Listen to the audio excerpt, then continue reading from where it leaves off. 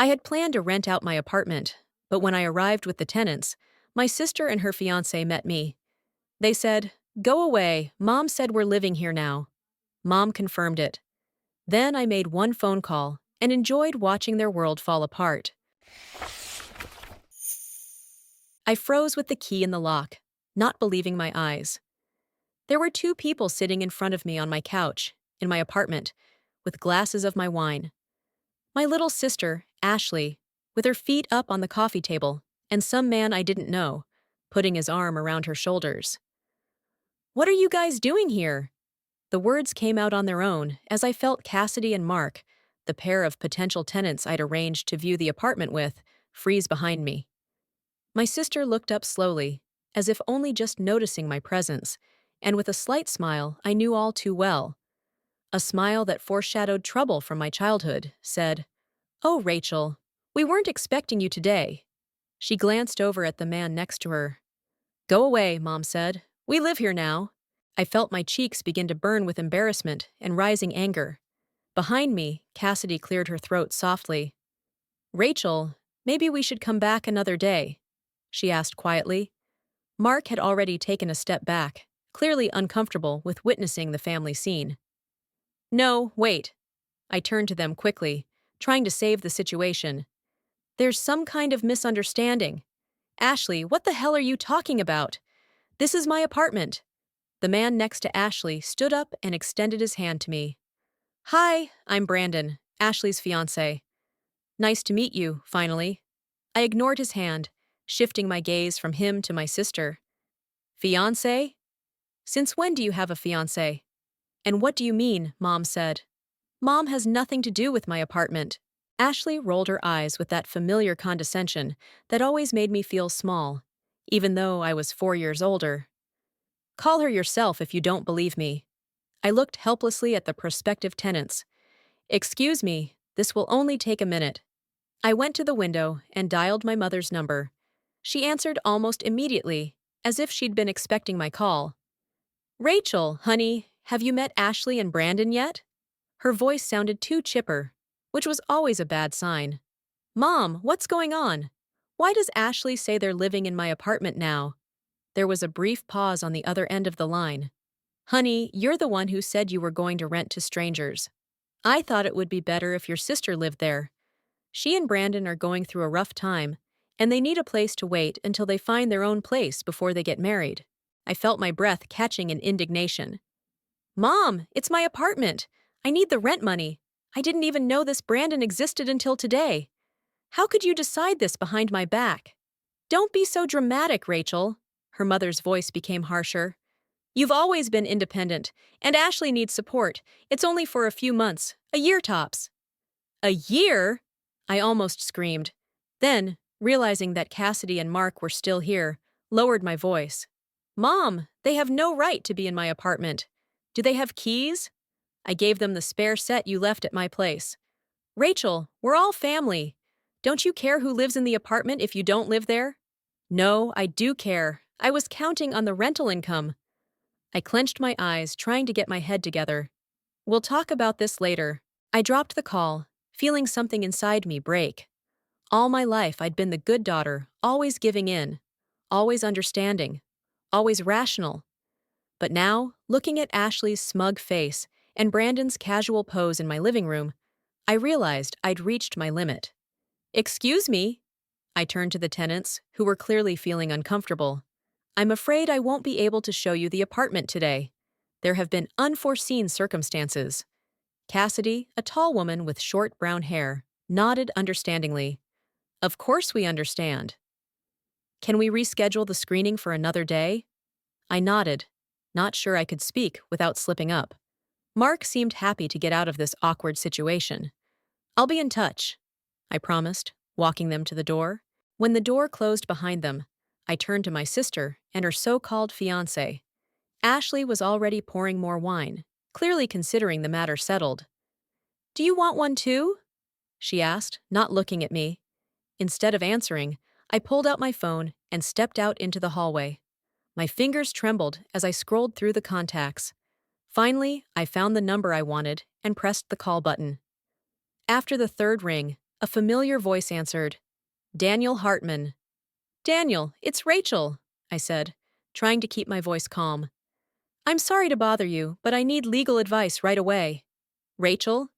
I could hear the surprise in his voice. Dash dash. Sure, what's wrong? I briefly and clearly stated the situation, trying to keep my emotions under control. So the apartment is in your name only? He asked after my explanation. Yes, it was inherited from my grandmother. Mom never had anything to do with it. Then it's simple. His voice sounded confident. Legally, only you have the right to decide who lives there. If you haven't given written consent for your sister to live there, she's there illegally. So what do? Give them formal notice to vacate the premises. If they refuse, you can go to the police to evict them. But considering it's your family, it might be a good idea to talk first. I took a deep breath, feeling the resolve growing inside. Thank you, Daniel. You've been a big help. You're welcome. And, Rachel, he paused, don't let them manipulate you, even if they are your family. As I finished talking, I felt strangely calm, like something inside me had finally woken up after a long hibernation.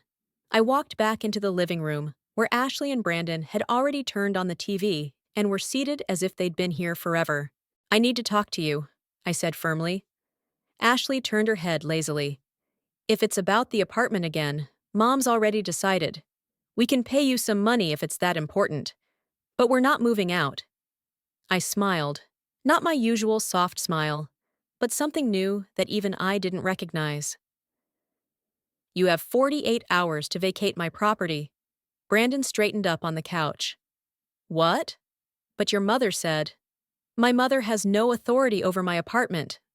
I interrupted him, surprised at the calmness in my voice. The apartment belongs to me, and only I decide who lives in it. You have 48 hours. After that, I will be forced to take legal action. Ashley set her glass on the table with such force that the wine splashed to the surface. You can't do this to us. We're your family. That's why I'm giving you 2 whole days instead of calling the police right now, I replied. And by the way, it's my wine you're drinking. I'll send you the bill for the bottle, along with the official eviction notice. I turned around and headed for the exit, feeling their stunned looks on my face. For the first time in my life, I had put my own interests ahead of other people's whims. And God, it felt so good. Closing the door behind me, I leaned against the wall in the hallway for a moment, catching my breath. I was filled with conflicting emotions: anger, resentment, fear, and, most surprisingly, relief. It was as if I'd dropped the heavy backpack I'd been carrying for so long that I'd stopped noticing its weight. I knew this was just the beginning of the battle. Ashley wouldn't give up so easily, and my mom would undoubtedly side with her. But for the first time in a long time, I was ready to fight for myself. Walking down the stairs, I pulled out my phone and sent a text to Cassidy and Mark, apologizing for today's incident and offering to reschedule the viewing for next week. By then, I hoped, my apartment would be all mine again. After meeting Ashley and Brandon, I couldn't bring myself to go back to my apartment. Instead, I wandered around the park, trying to make sense of the hurricane of emotions sweeping over me. Sitting down on a bench by a small pond, I closed my eyes, and memories came flooding back. My grandmother's apartment, the only place I'd ever felt truly at home. A small one-bedroom apartment on the 4th floor of an old brick building with high ceilings and creaky floorboards. Grandma Eleanor, my mom's mother, was the only person who ever saw the real me. "Ah, you have a good heart, Rachel," she would say when I came to her with my childhood sorrows as a 10-year-old.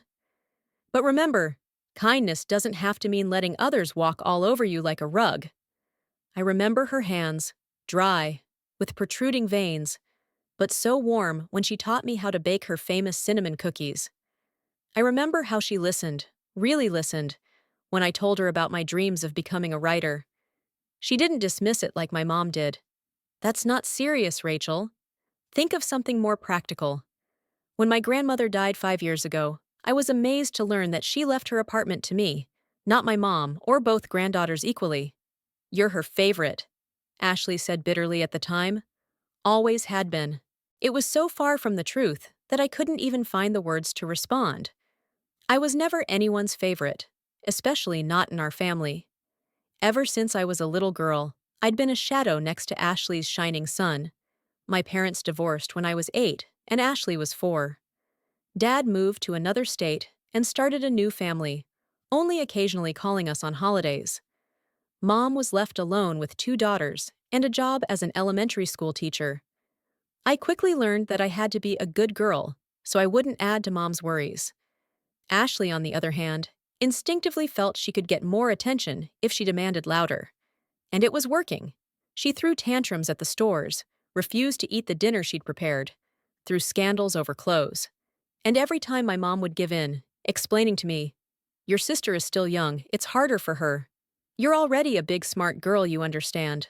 And I understood. I understood that I had to give in to Ashley's new doll because you've already played with yours. I understood that I had to miss a school field trip because Mom had to take Ashley to the talent show. I realized that my birthday could be a modest celebration, but Ashley's needed a huge party because your sister has so many friends, you can't disappoint them. When I turned 14, I had my first boyfriend, a shy guy like me, Jason, from the same class as me. We dated for 2 weeks, and then he suddenly started avoiding me. A month later, I saw him holding hands with 10-year-old Ashley on the school playground. "It's ridiculous," my mom said to me as I sobbed and told her about it. "He's too old for Ashley, it's just child's play. Don't be dramatic." But it wasn't a game to me, like a lot of things. In high school, I'd been a quiet honor student, moonlighting at the library and dreaming of college as a chance to finally escape my sister's shadow. Ashley, on the other hand, was the queen of the school, bright, popular, with a string of admirers and friends. When it came time to choose a college, I got a scholarship to a prestigious university on the other side of the country. I remember excitedly showing the letter to my mom, and she ran her eyes over it and said, "It's so far away, Rachel. I'm not sure I can afford the tickets to visit you. And who's going to help me with Ashley? You know how difficult her age is." I ended up going to community college, convinced myself it was more practical, that I could live at home and save money on dorms, that my mom and sister really needed my presence. It was at college that I met Trevor, a tall, confident guy from the business department. He was the first to notice me, the real me, who listened to my thoughts with interest, who made me feel like I was important. When Trevor proposed to me 3 years into the relationship, I said yes without hesitation. I was 22, and I finally saw a chance to start my own family where I would be valued. Mom was thrilled. Ashley was furious. "How can you get married before me?" she yelled when I showed her the ring. "It's always the older sister who gets married first. It's not fair." She was 18 then, and she was changing boyfriends faster than the seasons. But that didn't matter. In her world, she always had to be first. Her mom sided with her, as usual. "Maybe you should wait a year or 2, Rachel. Give Ashley time to find someone serious." It was the first time I'd ever disobeyed. Trevor and I got married that fall, in a small church with minimal guests. Ashley didn't show up for the wedding, calling in sick. Mom spent the day with a sour expression on her face, whispering to the guests that the whole thing had been organized too hastily. The first years of the marriage were happy. Trevor got a good job at an insurance company, and I took an administrative position there. We saved up for a house of our own, traveled, made plans. I saw my mom and Ashley at family gatherings, but I tried to keep my distance. And then my grandmother died, leaving me the apartment. And Trevor started to change. "Why don't we sell this old apartment?" he suggested. "Put the money into something more profitable." But I couldn't. That apartment wasn't just real estate to me. It was the memory of the only person who had ever seen the real me. Our marriage was starting to come apart. Trevor was getting more and more irritable, his investment ideas more and more risky. One day, I discovered that he had taken out a loan against our jointly acquired property and invested it all in some dubious friend's startup. The divorce was painful and devastating. My grandmother's apartment remained my only property, unaffected by the property division. But I was left with half of Trevor's debts and a shattered faith in people. I spent the last year trying to get back on my feet, working overtime, counting every penny, denying myself everything. And when I realized I just couldn't keep up with the payments, I decided to rent my grandmother's apartment. It was a hard decision, but I convinced myself it was temporary, that it was just another concession to circumstances, like I'd been used to conceding all my life. When I told my mom about my plans, she seemed sympathetic. "Poor Rachel, you're always down on your luck. Maybe you should move back in with me, save on rent." I politely declined. Going back to my mom's house, where Ashley still lived periodically when she got fed up with her many roommates, was the last thing I wanted. And now this. My own mother had given my apartment, my only inheritance, my financial lifeline, to my younger sister behind my back, and expected me, as always, to suck it up, give in, be a good girl. But something in me finally broke. Or maybe it was healed. It was as if the shell I'd encased myself in to be comfortable for everyone but myself had cracked. Pulling out my phone, I opened the gallery and found a picture I'd always kept. My grandmother and I, on her 70th birthday. She's holding my hand with shining eyes, and I, 20 years old, smiling fondly at her. "You have a good heart, Rachel," I heard her voice say. "But remember, kindness doesn't have to mean letting others walk all over you like a rug." The sun was already setting when I got up from the bench. A determination grew inside me that I had never felt before. I knew that the battle ahead would not be easy, that Mom and Ashley wouldn't give up without a fight, that they would use all the weapons that had worked so well against me before: guilt, family duty, my habit of giving in. But this time, I wasn't going to back down. My apartment wasn't just property, it was a symbol of the one person who believed in me. And I wasn't going to betray my grandmother or myself anymore. It was time for the quiet daughter to finally speak up. The next day, I met Daniel at a small cafe near my work. Daniel Hartman was a childhood friend of mine, the son of a neighbor's son with whom we'd grown up practically together. In high school, our paths had diverged. He'd gone to a prestigious school, then left to study law, and after he returned, we'd seen each other only occasionally at some social event. I knew that he had become a successful property lawyer, and I needed his professional advice now more than ever. When I entered the cafe, Daniel was already waiting for me at a corner table. He hadn't changed much since the last time I'd seen him. The same attentive brown eyes, the neatly trimmed beard. Only his suit looked more expensive than I could afford. "Rachel!" He stood up to greet me, and we exchanged an awkward hug. "It's good to see you, although the circumstances aren't the most pleasant." I ordered a coffee and explained the situation in detail, trying to keep my tone professional, even though I was seething with resentment and anger. "So," Daniel took a sip of his Americano and looked at me over the top of the cup. "From a legal standpoint, everything is clear. The apartment you inherited from your grandmother belongs solely to you. Your mother has no rights to the property and can't dispose of it without your written consent." I nodded, strangely relieved at the confirmation of what I already knew. "The question is," he continued, "how you want to proceed. Since we're talking about a family, we can try to work things out peacefully. But if they refuse to move out—" "I've already given them 48 hours, I interrupted him. "The deadline expires tonight." Daniel nodded respectfully. "Good. I can prepare a formal eviction notice. If they ignore it, the next step is to go to court." "Thank you." I clutched my coffee cup, trying to collect my thoughts. "There's one more thing. I'm not sure, but I have a strange feeling.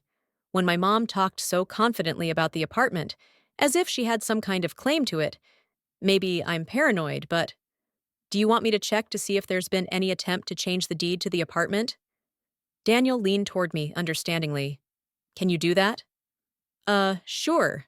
I have access to the real estate registration database. I can check to see if there have been any applications for changes of ownership or other manipulations of the documents." 2 hours later, I was sitting across from Daniel again, but now in his office, a small but elegant space in a business center. The expression on his face was serious. "I have some bad news, Rachel." He turned the computer screen toward me. 2 weeks ago, an application was filed to reissue a share of your apartment. Here it was. I stared at the document, feeling my insides grow cold. The application was in my name, asking me to transfer 50% of the title to my sister Ashley Murdoch. But I gasped in indignation. I never filed that application. That's what I thought. Daniel nodded grimly. Look at the signature. I stared at the scrawl at the bottom of the document. It definitely wasn't my signature, though it was an attempt at imitation. It's a forgery, I whispered. Fortunately, the application hasn't been processed yet, Daniel said. But this is a serious matter, Rachel. Document forgery is a felony. I leaned back in my chair, trying to comprehend the magnitude of the betrayal. My own mother and sister weren't just occupying my apartment, they were trying to steal it from me. What am I supposed to do? My voice sounded surprisingly calm considering the storm inside. For starters, I'll file an application to revoke the deed and notify the registry of the attempted fraud. Then we can… No, I shook my head. I mean, what am I supposed to do about my family? Daniel sighed and took off the glasses he wore to work on the computer. This isn't just a family fight anymore, Rachel. It's attempted fraud. You can file a police report. And send your own mother and sister to jail? I chuckled wryly. It wouldn't necessarily come to that, but the threat of legal repercussions might make them realize the seriousness of the situation. He paused. Either way, the decision is yours. I'll support whatever choice you make. An hour later, I was standing in front of my apartment door, clutching the file Daniel had prepared. Taking a deep breath, I slid the key into the lock and walked in. Ashley and Brandon were sitting in the kitchen, clearly not expecting me. On the table were the leftovers of the pizza they had ordered and empty beer bottles. My beer that I kept for special occasions. Rachel? Ashley looked surprised. We didn't think you were coming tonight. Why not? Because this is my apartment. I put the folder on the table. The deadline I gave you expires in 3 hours. Are you going to move out? Brandon and Ashley looked at each other. Look, Brandon began in a conciliatory tone, we understand that you're upset. But let's be reasonable. Your mom said, My mom has nothing to do with this apartment. I cut him off. And by the way, where is she? I expected her to be here too, to defend her decision. She'll be here soon. Ashley rose from her chair. We talked to her, and she thinks you're being unreasonable. You can't just throw a family out on the street. Unreasonable? I opened the folder and pulled out a copy of the forged statement. Do you think this is reasonable? Ashley paled when she saw the document. Brandon looked from her to me in confusion. What is it? He asked. It's an application to transfer 50% of my apartment to Ashley. I looked straight into my sister's eyes. With a forged signature in my name. Do you know what you get for forging documents, Ashley? Yeah. I don't know what you're talking about. She took a step back, but her eyes showed panic. At that moment, the front door opened, and my mother, Lorraine Murdoch, entered the apartment, an elegant 60-year-old woman with impeccable hair and makeup, even though she'd just gotten to the 4th floor without an elevator. Rachel, she didn't even say hello, going straight on the offensive. We need to have a serious talk about your behavior. The way you're treating your sister is completely unacceptable. Hello, Mom. I turned to her calmly. We were just discussing this. I handed her a copy of the statement. Mom took a quick glance at the document and handed it back to me. I don't know why you're making a big deal out of this. Ashley needs help right now. She's your sister. Can't you share what you have with her? Share? I couldn't believe my ears. You didn't ask me to share. You were trying to steal my property. Don't be so dramatic. Mom rolled her eyes. No one was stealing anything. Ashley just needed a place to live with her fiancé after their wedding fell through. I shifted my gaze to Brandon, who was suddenly looking very uncomfortable. Yeah, about that. Brandon, are you really Ashley's fiancé? There was an awkward pause. Brandon glanced at Ashley, who looked like she wanted to fall through the ground. Well, not exactly. he said finally. Ashley and I are friends. I agreed to help her convince your mom that she was in a serious relationship. Brandon! Ashley exclaimed. What? He threw up his hands. I'm not going to lie, especially now that there's fraud involved. I didn't sign up for this. Mom looked like she'd been punched. Ashley, what is he talking about? You told me you were engaged, that the wedding fell apart at the last minute. That was a slight exaggeration. Ashley lowered her eyes. But I really needed a place to live. My roommate kicked me out, and Brandon's apartment was too small. So you decided to take mine? I shook my head. And not just borrow it without asking, but try to steal it legally? We weren't trying to steal, Mom said indignantly. We just wanted to help Ashley secure her rights to her part of the apartment. After all, she's Grandma Eleanor's granddaughter too. Who decided to leave the apartment to me, not Ashley? I crossed my arms over my chest. And not you, Mom. You both know perfectly well that you have no rights to the property. Brandon held up his hands in a protective gesture. Look, I had no part in this. Ashley just asked me to help with the move and play the part of the groom. I had no idea about the forged documents. Traitor! Ashley hissed. I'm not going to risk my legal career for your games, Ashley. He shook his head and turned to me. I'm sorry, Rachel. I'll get my stuff and go. Brandon disappeared into the bedroom, leaving the three of us in tense silence. See what you did? Ashley finally broke the silence, looking at me accusingly. You ruined everything! Me? I laughed at the absurdity of the accusation. I didn't lie, or forge documents, or try to steal other people's property. You always make yourself look like the victim. Ashley raised her voice. Poor Rachel, the quiet Rachel who gets bullied. And really, you're just a selfish girl who doesn't want to help her own sister. That's enough, girls, Mom intervened. Let's settle this like adults. Rachel, I understand that you're upset about this whole paperwork thing, but we're a family. We can work this out. Let Ashley stay here for a few months until she gets back on her feet. I looked at my mother, trying to see if she really didn't realize the seriousness of what they'd done, or if she was just pretending. It's not a misunderstanding, Mom. This is a fraud, and I'm not letting you stay here another day. Rachel!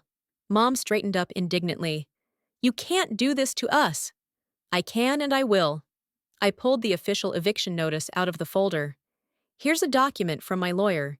You have 24 hours to vacate the premises. If you don't, I'll go to court and the police. You wouldn't dare! Ashley looked both terrified and furious. I would. I put the notice on the table. And as proof of your fraud, I have a copy of the forged statement.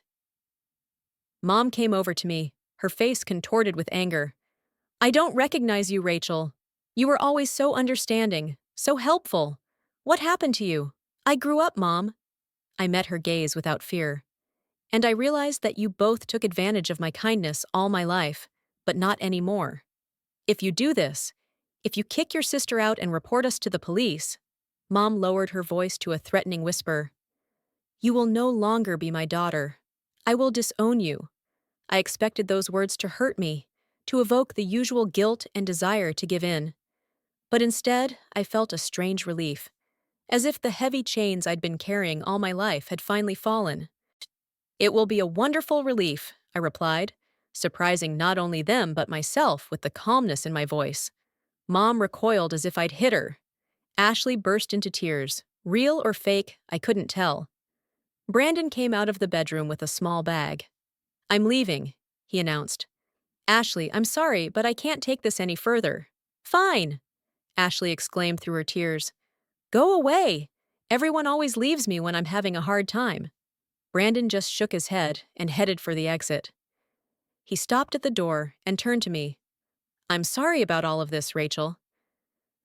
I really didn't know what I was getting myself into.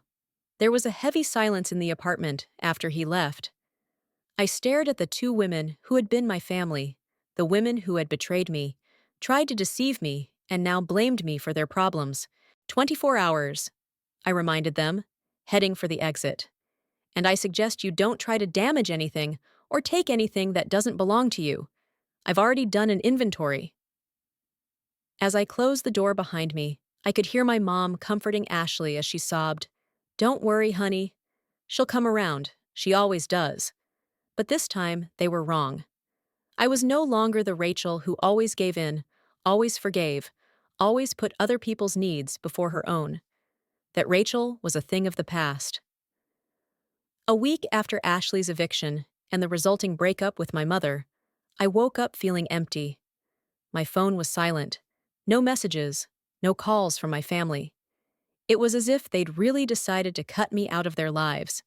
The rational part of me knew I'd done the right thing, but the emotional part of me continued to be racked with guilt. Shouldn't I have compromised? Maybe I had really overreacted. These thoughts haunted me as I made coffee in the quiet of my apartment.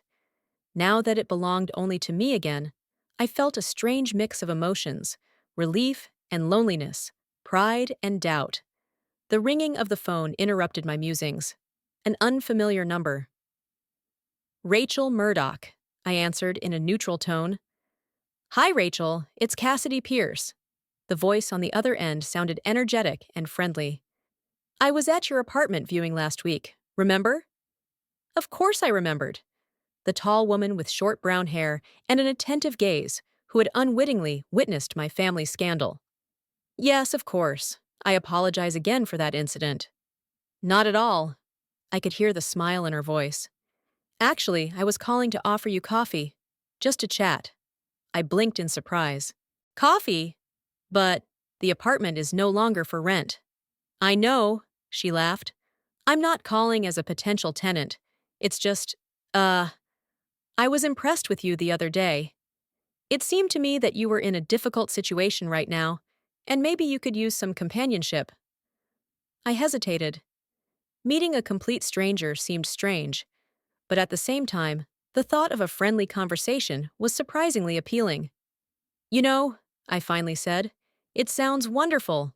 2 hours later, we were sitting in a cozy cafe, not far from my house.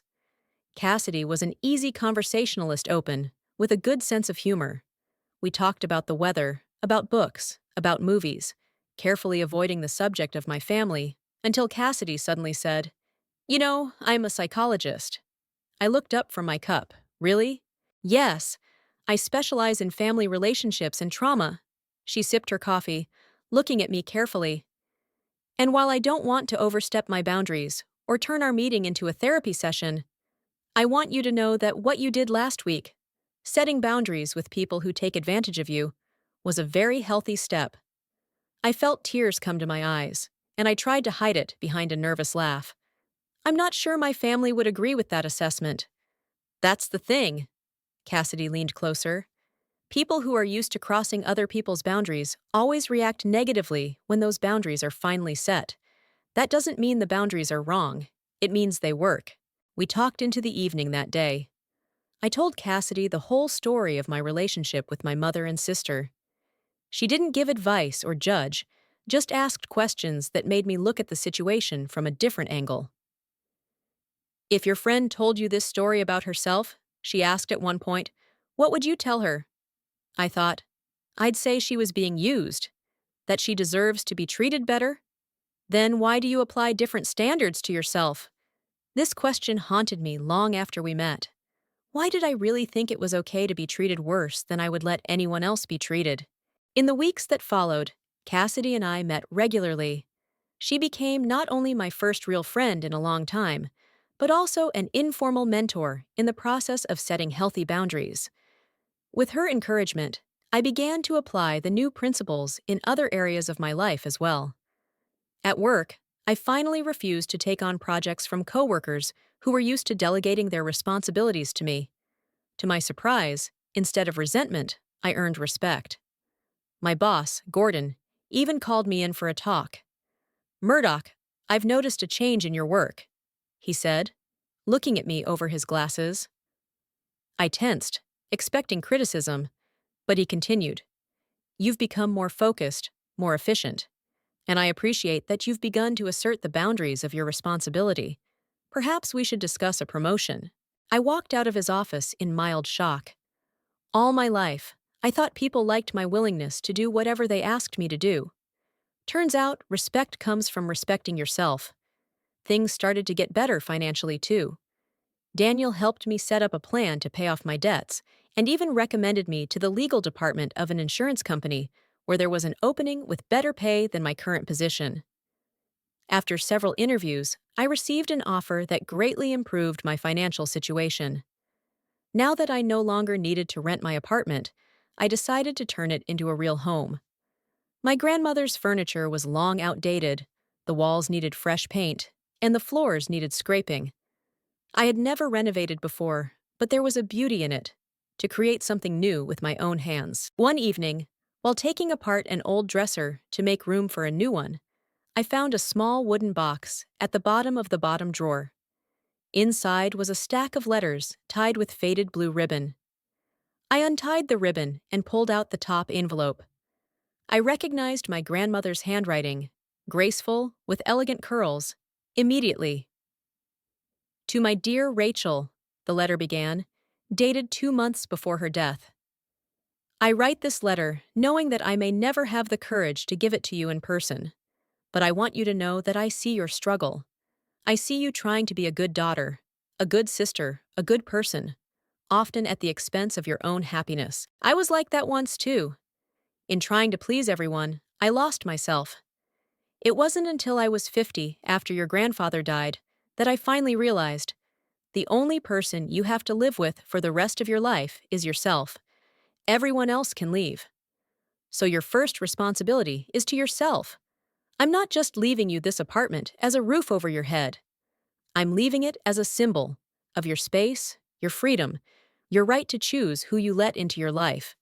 Be kind to others, Rachel, but never forget to be kind to yourself. Love, your grandmother Eleanor.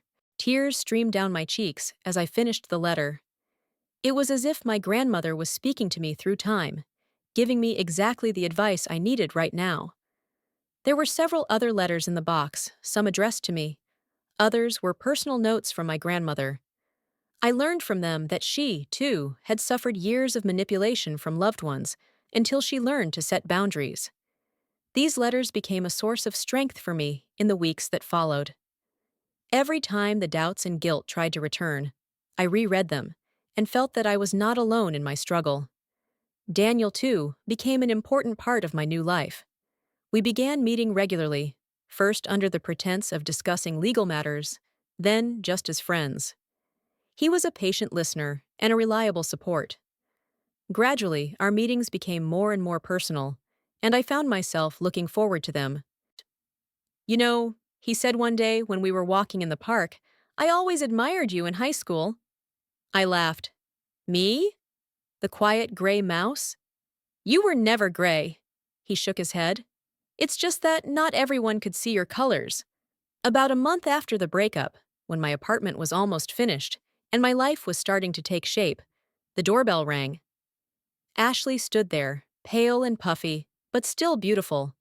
Hi, she said quietly. Can I come in?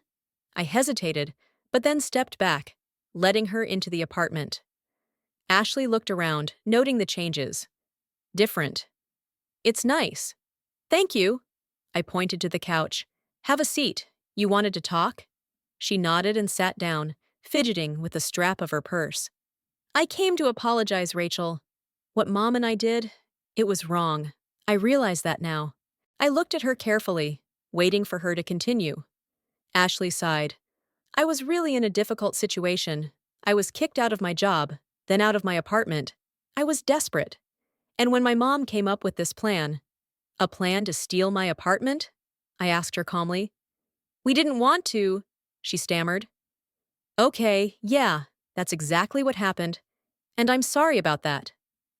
I nodded, accepting her apology, but taking my time to forgive her. What do you want from me, Ashley? She looked up at me. I was thinking, maybe we could start over? I could live here for a while, help pay the bills, like roommates. I know you have a second bedroom, and…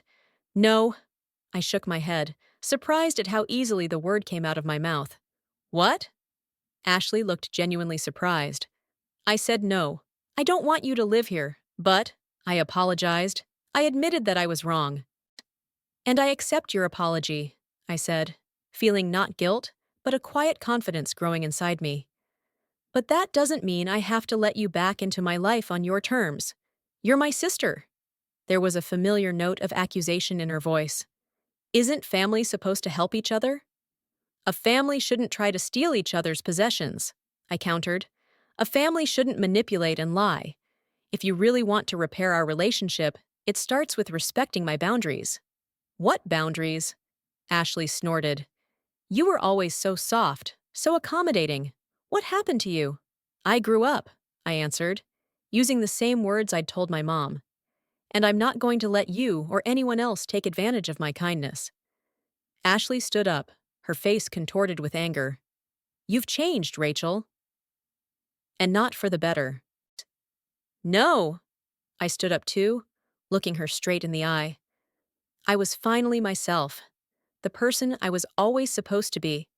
When the door closed behind Ashley, I expected the usual guilt to set in. But instead, I felt a strange calmness. It was as if the compass inside me had finally found north, and now I knew exactly which direction to go. I went to the window and opened it, letting in the fresh spring air. Grandma's apartment, no, my apartment, was filled with sunlight. At that moment, I realized that I was creating not just a new interior, but a new life. A life in which I had a voice, a choice, and, most importantly, the right to be respected. And for the first time in a long time, I felt not guilt for standing up for my rights, but pride. Autumn painted the city in gold and purple.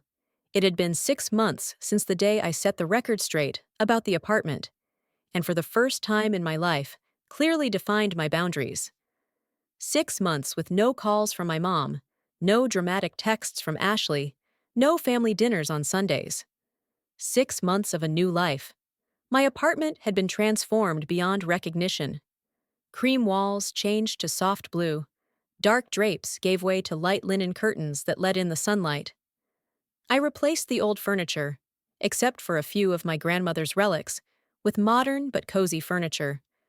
Framed photos, live plants, soft pillows and plaids all created the atmosphere of a home I never had. Standing at the window with a cup of morning coffee, I glanced nervously at the clock. Mom was supposed to be here by 11.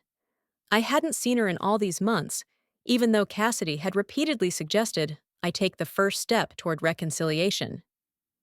Setting boundaries doesn't mean cutting people off forever, she'd said. Sometimes it just means creating new, healthy rules for interaction. I resisted the idea for a long time, fearing that any contact would pull me back into a toxic relationship. But gradually, as my confidence grew, I began to realize I was now strong enough to not let that happen. So 2 weeks ago, I finally worked up the courage to call my mother. Our conversation was short and formal. She seemed surprised to hear my voice, but agreed to come over.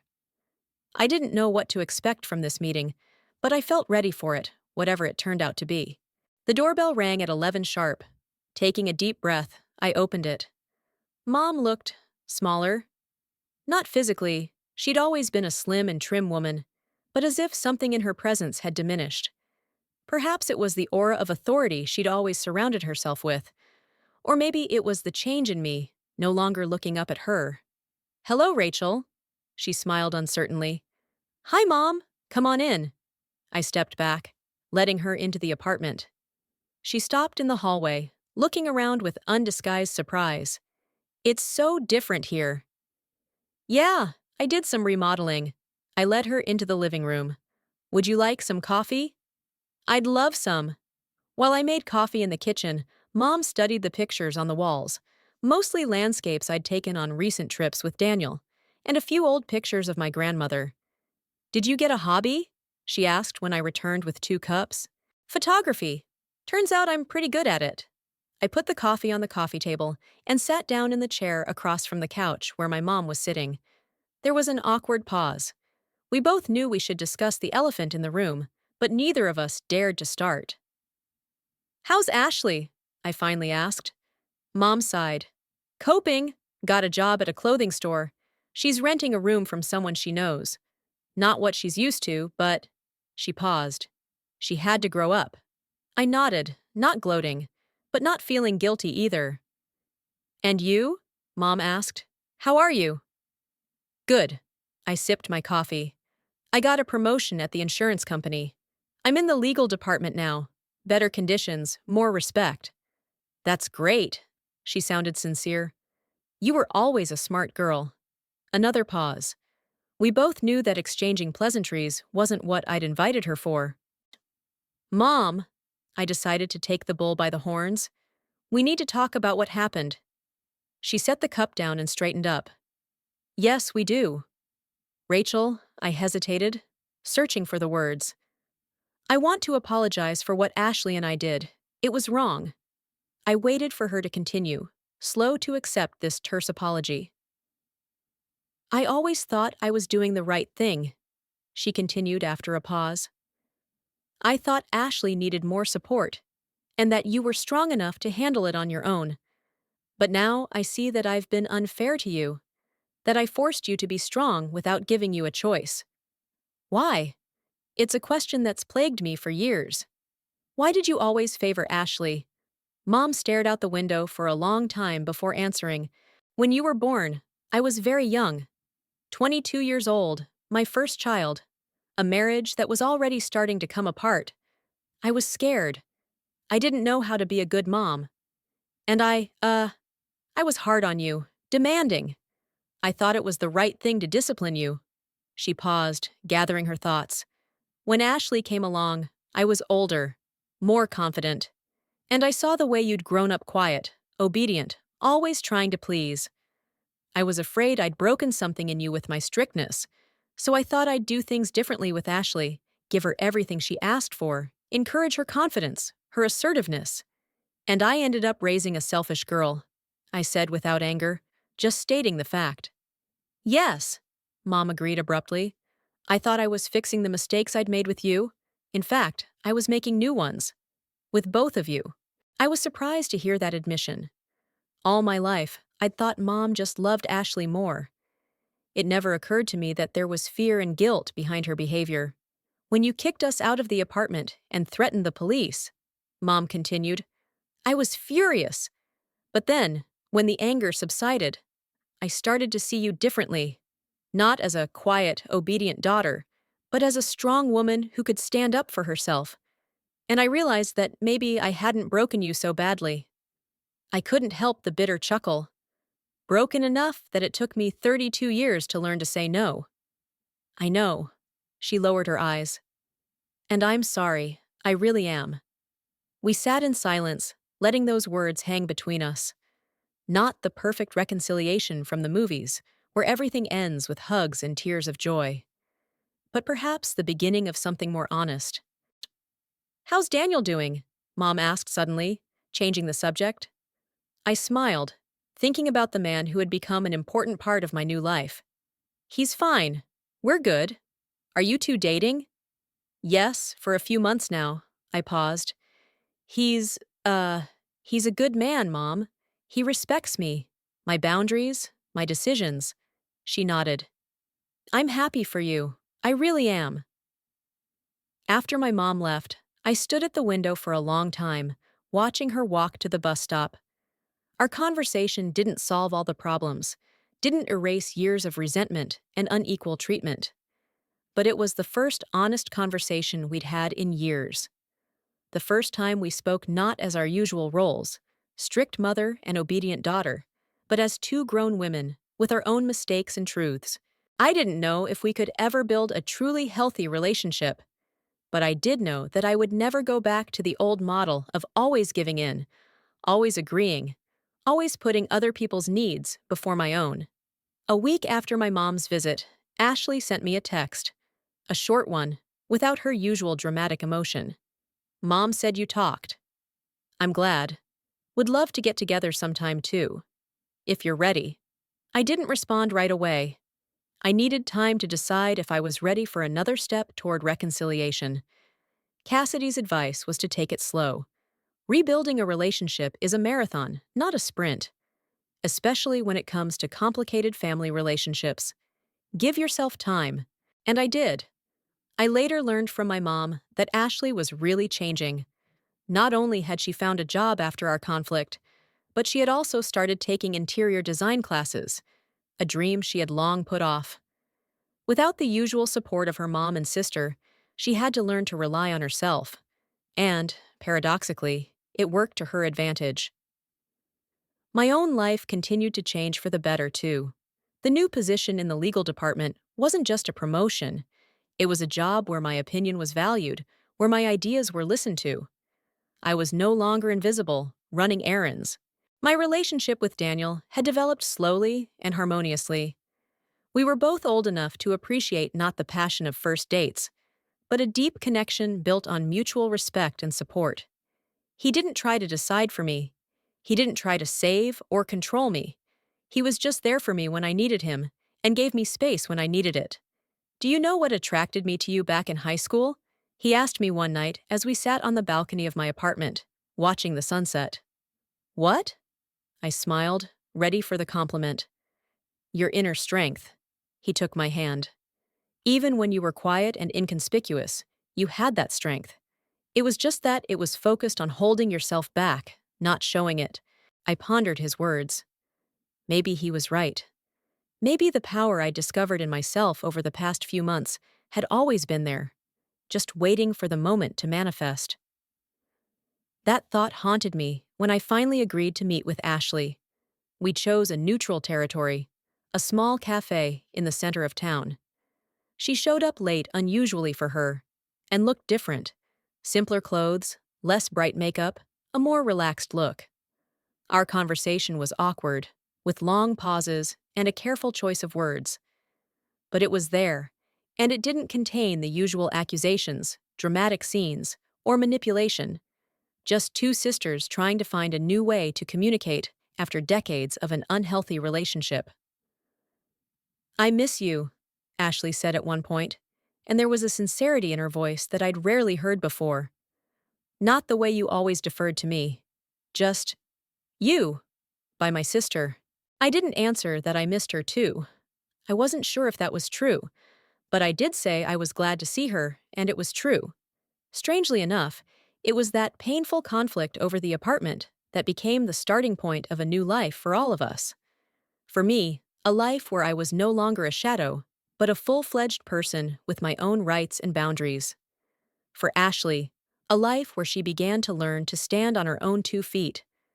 For my mom, a life where she finally saw the consequences of her unequal treatment of her daughters. Sometimes I think Grandma Eleanor saw all of this coming when she left the apartment to me. It's as if she knew that one day this inheritance would become not just a roof over my head, but a catalyst for the change our family so desperately needed. Today, sitting in my renovated apartment, surrounded by the things I chose, I realize that this place has become more than just a place to live. It has become a symbol of my inner transformation from a quiet, comfortable daughter to a woman who knows her worth and is willing to stand up for it. Our family has not become perfect. We are still learning to communicate in new ways, still making mistakes, still carrying the scars of the past. But this relationship now has something it never had before: honesty and boundaries. Healthy boundaries that protect not only me from their intrusion, but also them from my silent resentment. I don't know what the future will bring. Perhaps Daniel and I will one day start our own family. Maybe I'll find the strength to completely forgive my mom and Ashley. Maybe they will actually change enough to make that forgiveness possible. But one thing I know for sure is that I will never go back to that Rachel again. The Rachel who let others decide for her, who thought her feelings and needs were less important than other people's. That Rachel is gone. There is only me, the real me, the strong me, the one who knows her worth. And this apartment, my territory that I will never let anyone else take from me. Любі глядачі, дякую вам за перегляд, ставте лайки та підписуйтесь на канал. Також напишіть в коментарях, чи погоджуєтесь ви з Дженніфер, чи вона мала розказати все матері, чи ні, чи мала все розказати своєму коханцю щодо свого чоловіка, чи ні. І також прокоментуйте, чи вам сподобалось це відео.